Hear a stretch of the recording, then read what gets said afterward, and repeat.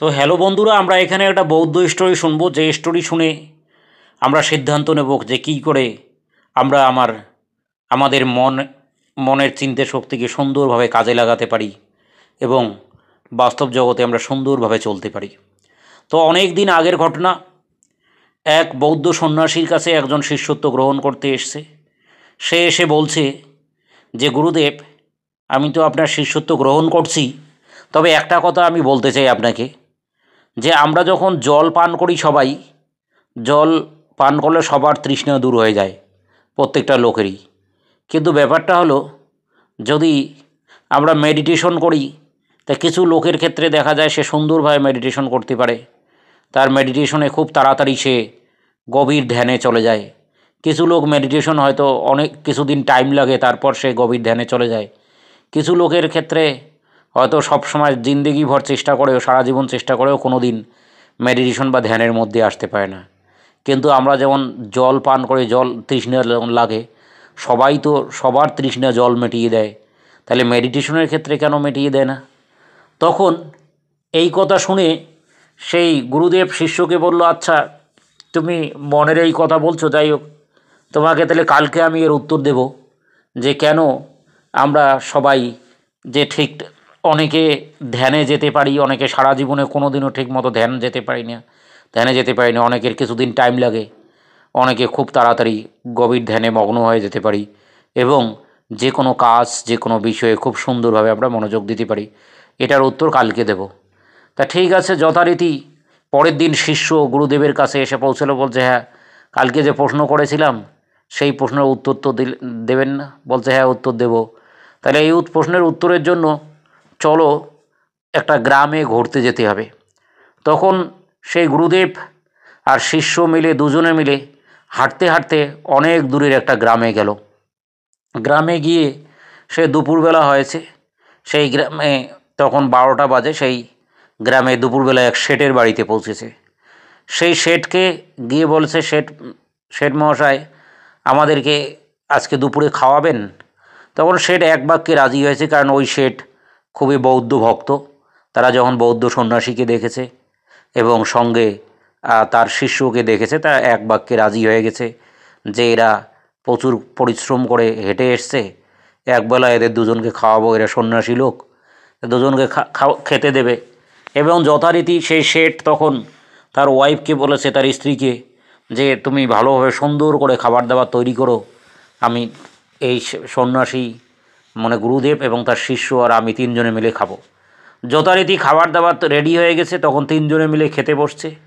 খেতে যখন বসলো, খাবার দিল সবাইকে, সেই গুরুদেব মানে সন্ন্যাসী তিনিও খাওয়া শুরু করলো, তার শিষ্যও খাওয়া শুরু করলো এবং শেঠও খাওয়া শুরু করলো। হঠাৎ শেঠ চিল্লিয়ে উঠলো তার স্ত্রীর উপরে, হ্যাঁ, কী খাবার তৈরি করেছো? এই খাবারে ঠিকমতো টেস্ট হয়? ভালো করে রান্না করতে তুমি জানো না?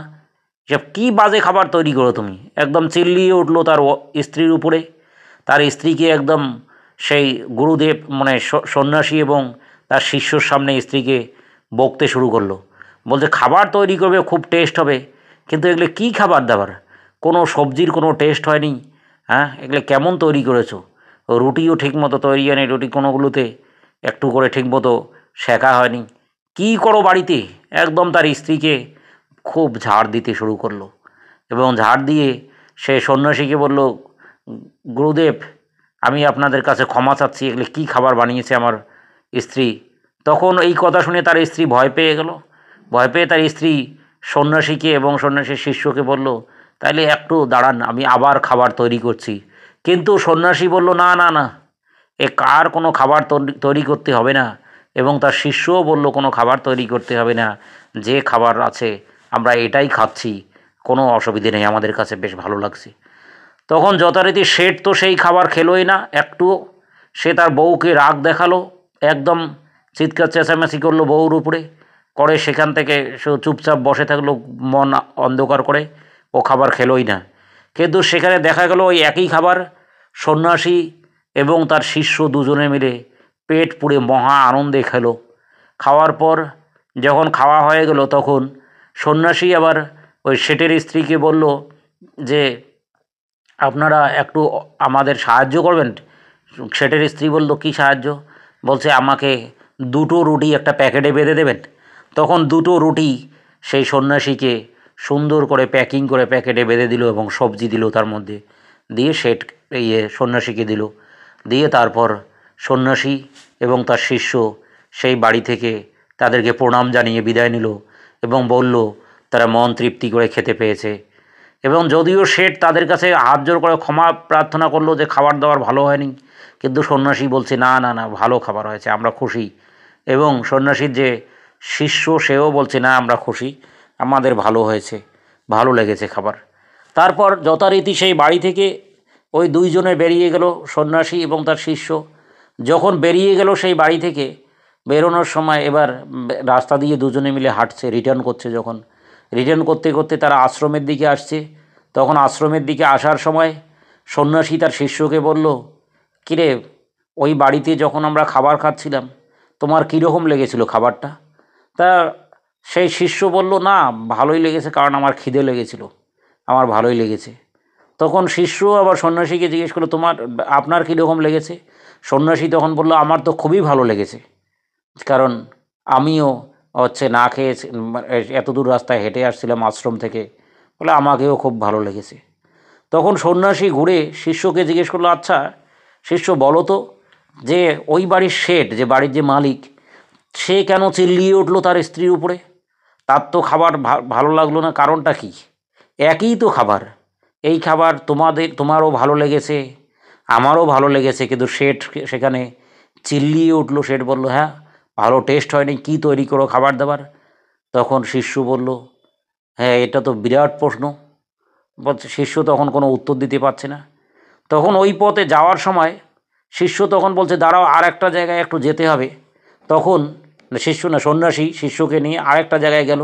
সন্ন্যাসী তার শিষ্যকে নিয়ে আরেকটা জায়গায় হাঁটতে লাগলো। হাঁটতে হাঁটতে হাঁটতে হাঁটতে একদম ফরেস্টের দিকে যখন গেল বিকেলবেলা, তখন ওখানে একজন খুব গরিব, সে লোকের দেখা পেল, একদম প্রচণ্ড গরিব, সে সন্ন্যাসীর পায়ে পড়ল।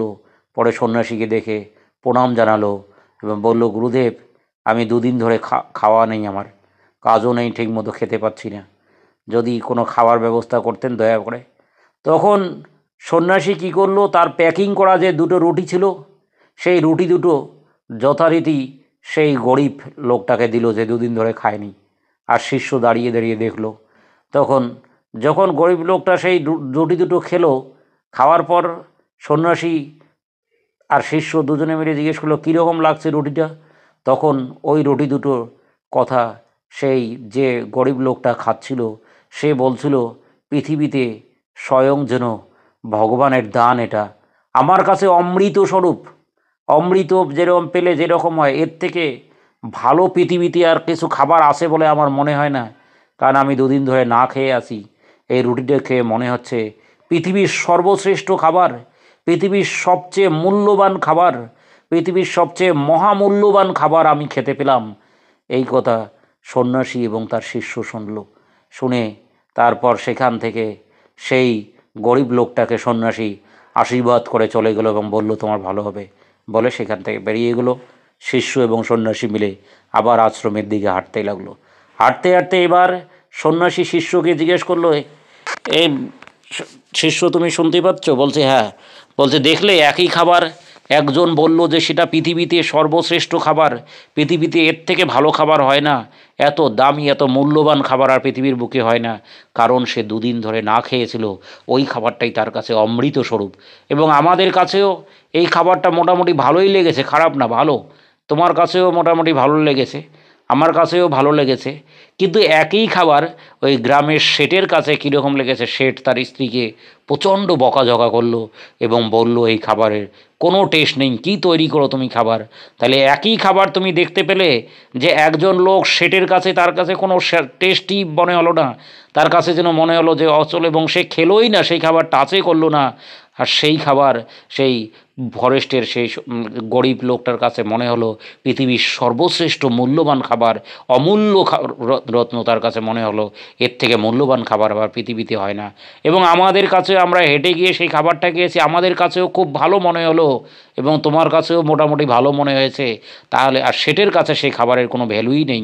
ঠিক সেমভাবে আমরাও দেখতে পাবো পৃথিবীতে। তাহলে তুমি তোমার প্রশ্নের উত্তর খুঁজে পেয়েছো যে একই জিনিস, একই ধ্যান যখন করবে কেউ, কোনো জিনিসে যখন মনোযোগ করবে, জিনিস একই থাকবে কিন্তু সেই ম্যাটেরিয়ালে সবাই ঠিকমতো মনোযোগ দিতে পারবে না।